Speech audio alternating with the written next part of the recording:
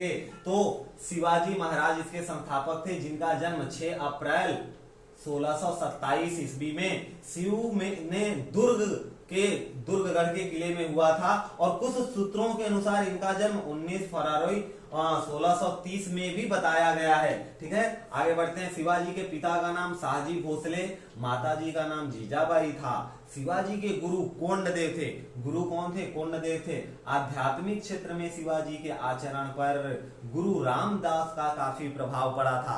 यहाँ देखिए पॉइंट, शब्दों को पकड़ने वाली बात है कि गुरु तो कोंडदेव थे, लेकिन आध्यात्मिक गुरु कौन थे?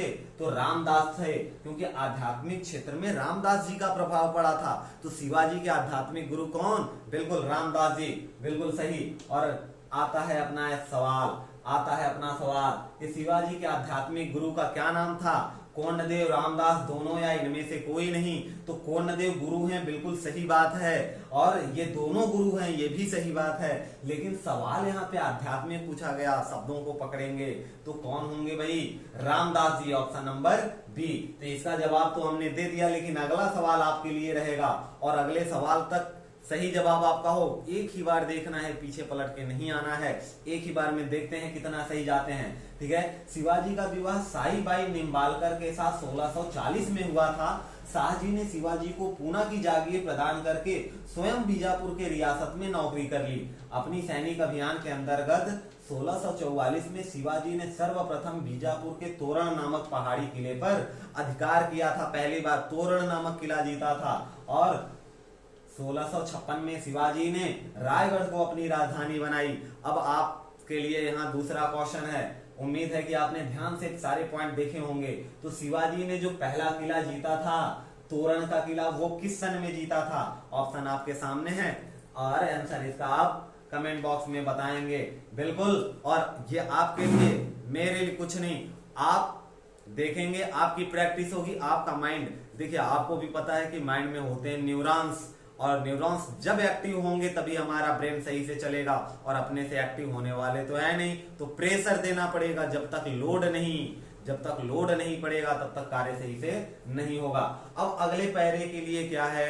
तो ये अगले क्वेश्चन के लिए कुछ पैरा कि शिवाजी को राजा की उपाधि किसने दी थी? औरंगजेब ने दी थी। दुश्मन ने, जी औरंगजेब से ही तो असली लड़ाई थी। बीजापुर के सुल्तान ने अपने योग्य सेनापति अफजल खां को सितंबर 1659 में, ठीक है, में शिवाजी को पराजित करने के लिए भेजा था। और शिवाजी ने 10 नवंबर 1659 को अफजल खां की हत्या कर दी। और शिवाजी ने सूरत को 2 बार लूटा था। कब? 1664 और 70 में। पुरंदर की संधि 1665 में महाराजा जय सिंह और शिवाजी के बीच हुई थी।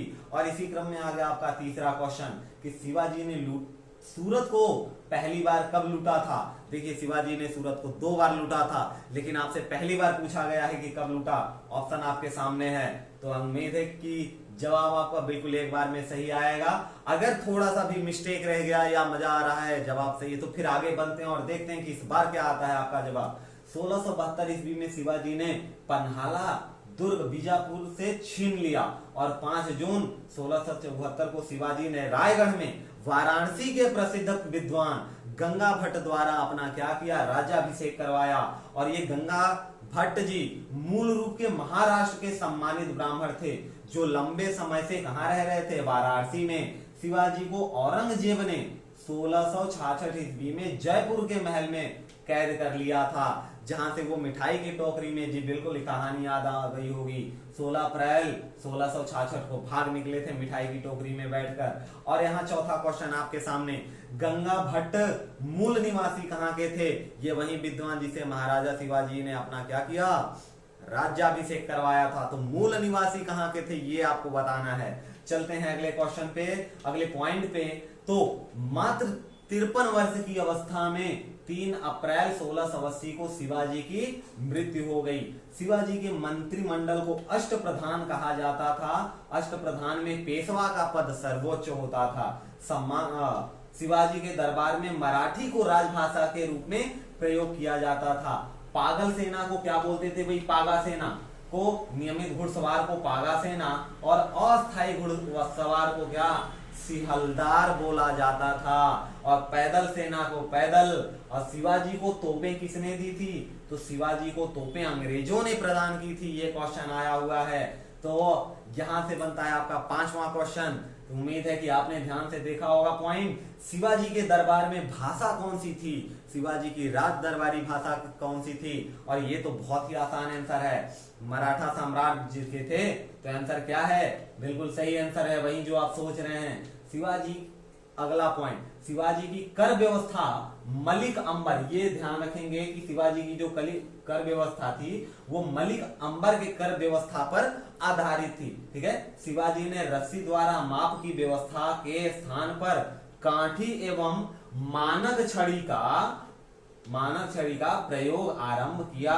शिवाजी ने 1679 में अन्याजी दत्तू द्वारा व्यापक भूमि सर्वेक्षण करवाया। तो यहां तक बातें थी किसके बारे में? महाराजा शिवाजी के बारे में। उनके ऊपर बनने वाले लगभग 80% क्वेश्चन कवर हो चुके हैं। अब इसके बारे में मराठा साम्राज्य को आगे हम लोग बढ़ाएंगे शिवाजी के उत्तराधिकारी को लेकर।